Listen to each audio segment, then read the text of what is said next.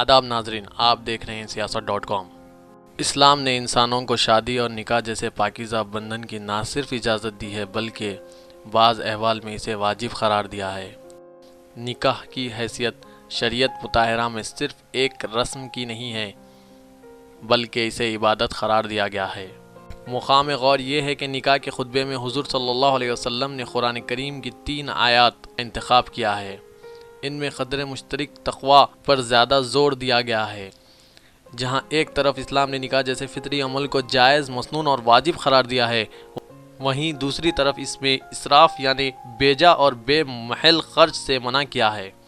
हदीस में सबसे बरकत वाला निकाह इसे करार दिया गया है जिसमें मशक्क़त कम से कम हो।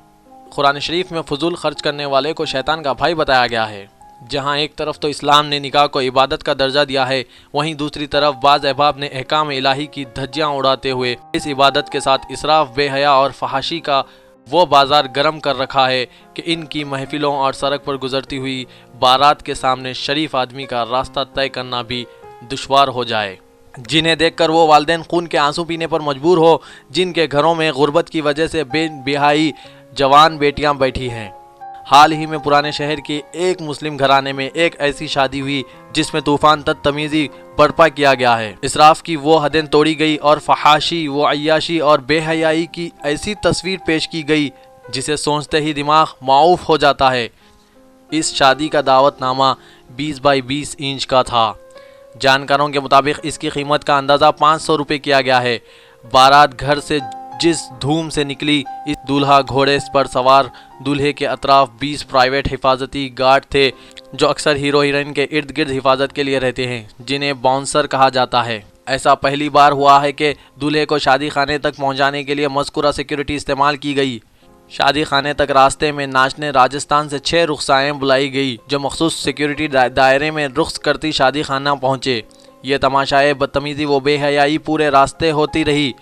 बारात के लिए आला किस्म की 6 बैंड बाजा कंपनियों का नज़्म किया गया था, जिनमें एक राजस्थान का बैंड बाजा और दीगर हैदराबाद के मशहूर बैंड बाजे जैसे मरफा वगैरह थे। 21 क्वालिस गाड़ियाँ, 6 बग्गियाँ, 20 ऊँट और 30 घोड़े थे। आतिशबाजी में कितना पैसा जलाया गया बताना मुश्किल है। शादी खाने में दूल्हे के लिए जो स्टेज तैयार किया गया, इसमें 2 लाख रुपए सर्फ हुए। निकाह रात 12:15 बजे हुआ। ये तो बारात की मंजरकशी थी। अब ज़रा वलीमे की तफसीलात।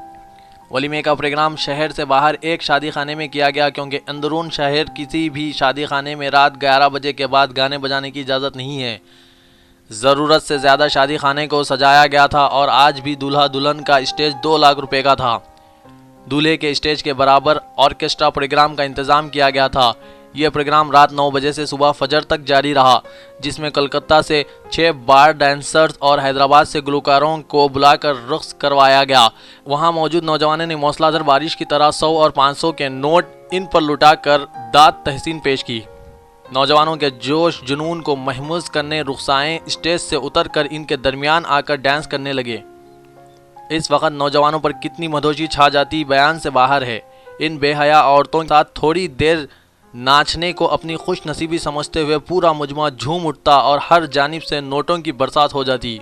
ज़राए से मालूम हुआ कि लड़की वालों ने दूल्हे को 20 लाख की कार दी है और ख़ुलासा ये इस शादी पर खर्च का जो तखमीना लगाया गया है वो तकरीबन 75 लाख रुपये है।